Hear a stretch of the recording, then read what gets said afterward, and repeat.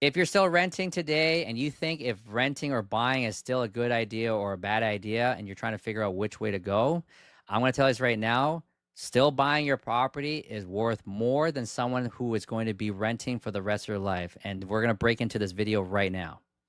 All right, so we're going into this TikTok influencer by name of Shelby Church. We know her. You guys probably know her.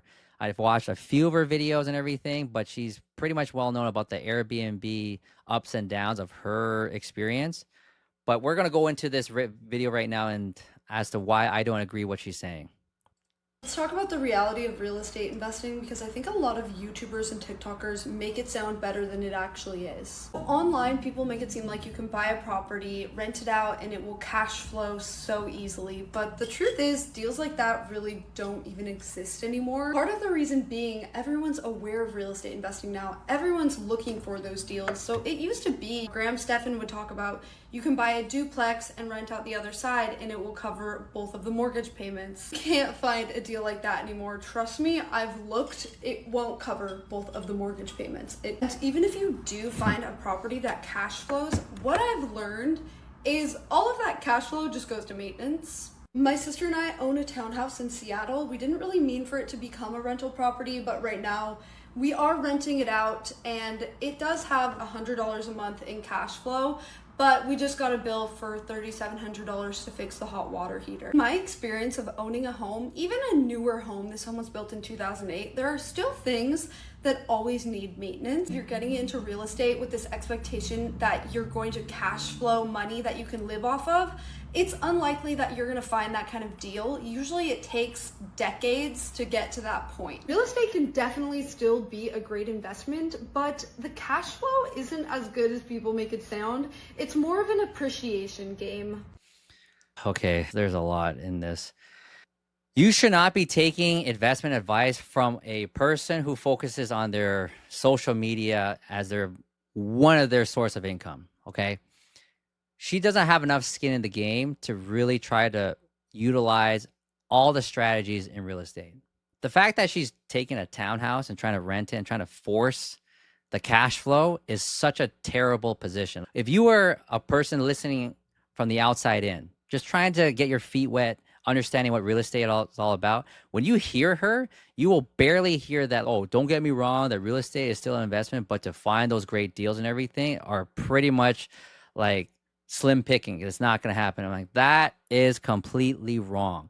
It's making it harder, right? Based on the metropolitan like cities. Yeah, those will never cash flow, but you can still find deals in there. She's not talking about maybe networking with accountants, lawyers, mortgage brokers, realtors, just casting out a huge network where a lawyer might be dealing with a bad divorce and a deal is coming through, and let's just say the husband wants to stick it to his wife and he wants to sell the house dirt cheap just to stick it to her, right? This lawyer is a buddy of yours and he's telling you, hey, I got a deal coming through and I wanted to know if you're able to close on this cash only real quick. I got a deal coming through. Those deals happen.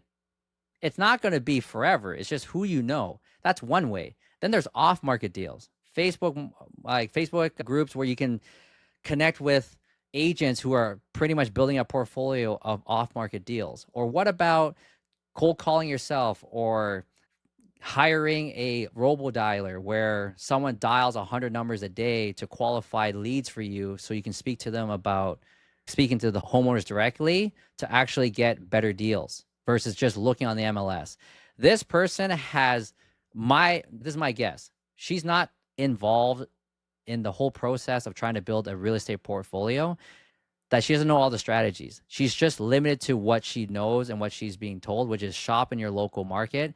But there are so many other markets inside the United States that there are massive cash flowing properties.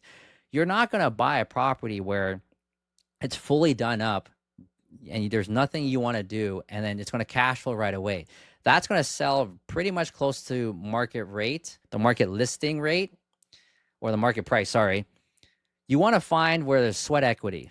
It's really run down, it has good bones and everything, but it's discounted to the point where even if you put in the general contractor's price and everything, you will still squeeze out a little bit of equity for you. And then you refinance and you pull it out and it's able to pay off all the repair costs and everything, and pull out your initial investment.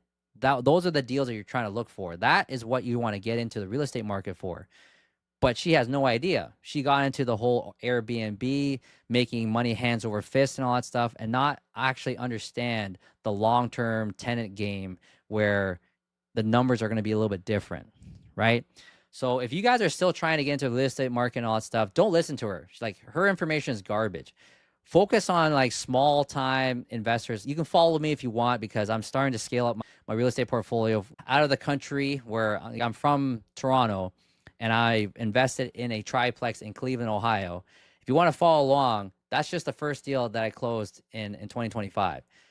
We're going to be looking at another duplex. So now we're going to go from 3 doors to 5 doors. And I'm hoping to close another duplex, which will bring us from 5 doors to 7 doors, hopefully by the year end of 2025. If you guys want to tag along and see how it's done and everything, I'm going to show you guys step by step as to what I'm doing. I'm not saying it's the correct way or the only way, but it's the steps that I'm taking.